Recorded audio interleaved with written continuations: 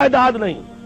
ابھی میں ویزا لینے گیا تھا تو وہاں پر جو خاتون تھی ایک کینیڈا کی، انہوں نے پوچھا آپ کی آمدنی؟ میں نے کہا آئی ارن نتھنگ. حیران ہوئی. میں نے کہا اور بات سن لو، آئی اون نتھنگ. میری کوئی جائیداد نہیں، میری کوئی آمد نہیں. مرکزی انجمن خدام القرآن ہے، اس کے ایک کوارٹر میں میں رہتا ہوں. میری سہولتیں مجھے وہاں سے حاصل ہیں. 2 وقت کی روٹی یہ میرے بچے ہیں جو کنٹریبیوٹ کر دیتے ہیں، اس سے میں کھا رہا ہوں. اس لیے کہ میرا ایک مکان تھا وہ میں نے بیچ کر ان کے لیے چھوٹے چھوٹے 3 کمرے کے 4 کوارٹر بنا دیے ہیں اور وہ ان کے نام کر دیے. میرے نام پر، میری بیوی کے نام پر 1 پیسے کی جائیداد نہیں، کسی کمپنی کا کوئی 1 پیسے کا حصہ نہیں، کہیں میرے پاس کوئی بانڈز نہیں. اللہ بچائے رکھے اس لعنت سے. اور نہ کہیں کوئی میرے ہاں اس طرح کی اور کوئی شے موجود ہے.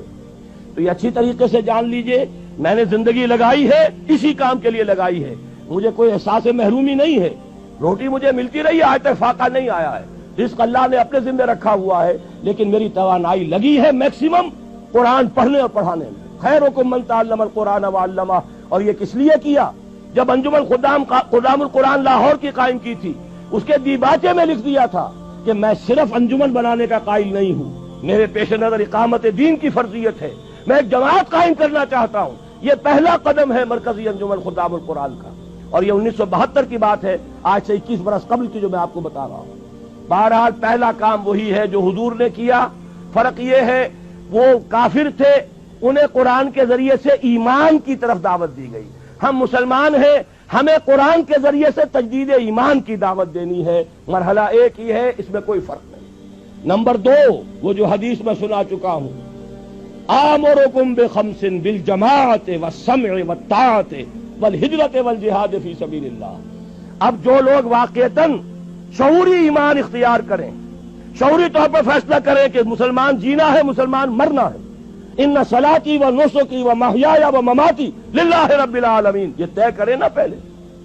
صرف جلسوں سے تو نہیں ہوگا، یہ تو ہوگا تو پھر کچھ کرنے سے ہوگا. اور کرنے کے لیے میدان میں وہ آئے جو پہلے اپنی ذات پر اپنے گھر میں دین نافذ کر چکا ہو. اگر یہ نہیں ہے تو جھوٹا ہے، فریبی ہے، اسلام کا نام لیتا ہے. تو اپنی ذات پر اپنے گھر میں اسلام قائم کرو اور پھر جڑ جاؤ. ایک مل جل کر ایک جمعیت بنو، ایک طاقت بنو، ایک قوت بنو، جماعت بنو، حزب اللہ بنو. آمرکم بخمس، میں تمہیں 5 باتوں کا حکم دے کر جا رہا ہوں. جماعت کی شکل میں رہو، جماعت بھی ڈھیلی ڈھالی نہیں. بالجماعت والسمع والطاعت، سنو اور اطاعت کرو. Listen and obey. ایسی منظم جماعت.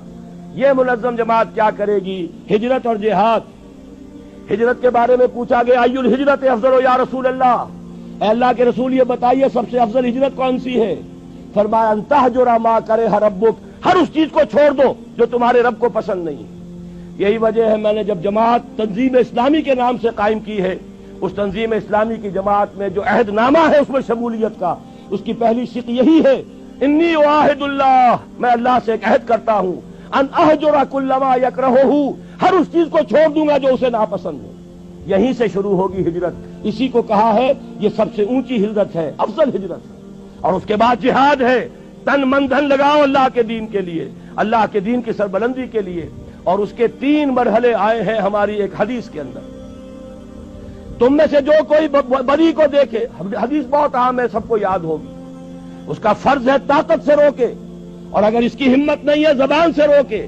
اس کی بھی ہمت نہیں ہے تو دل سے نفرت ضرور رکھے، اور یہ ایمان کا کمزور ترین درجہ ہے. ظاہر بات ہے اس جماعت میں، تنظیم اسلامی میں، اس حزب اللہ میں، اس خلافت کو قائم کرنے والی آرگنائزیشن میں وہی لوگ آئیں گے جنہیں بدی سے نفرت ہے اور نیکی چاہتے ہیں کہ قائم ہو جائے.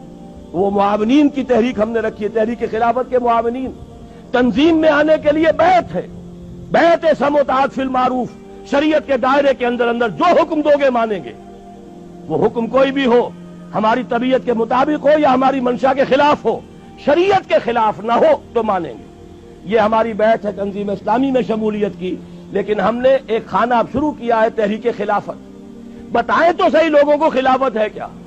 یہ خلافت جو ہے یہ صرف کوڑے لگنے کا نام نہیں ہے، یہ خلافت صرف ہاتھ کاٹنے کا نام نہیں ہے، یہ خلافت صرف رجم کرنے کا نام نہیں ہے. یہ ساری چیزیں خلافت میں ہیں، لیکن پہلے خلافت کفالت کی ذمہ داری لیتی ہے. پہلے خلافت تمہیں حقوق دیتی ہے، پہلے خلافت جو ہے تمہیں تعلیم دیتی ہے، تمہیں توبہ کی توفیق عطا کرتی ہے. اس کے بعد بھی اگر آپ کی روٹی کپڑا مکان ریاست کی ذمہ داری ہو پھر بھی آپ چوری کریں تو ہاتھ کٹے گا. اگر آپ کے لیے نہ یہ بے حیائی ہے نہ یہ سترو جو حجاب کے قوانین ہیں ان کی خلاف ورزی ہے, نکاح کا راستہ آسان کر دیا گیا ہے, اس کی رکاوٹیں دور کر دی گئی ہیں, پھر بھی آپ زنا کرتے ہیں تو رجم ہوگا اگر آپ شادی شدہ ہیں. لیکن یہ کہ اس پورے نظام کو ایک آرگینک ہول کی حیثیت سے سامنے رکھنے کی ضرورت ہے. تو امر بالمعروف نہی عن المنکر جب تک طاقت کافی نہیں ہے صرف زبان سے ہوگی, جب طاقت کافی ہو جائے گی میدان میں آئیں گے.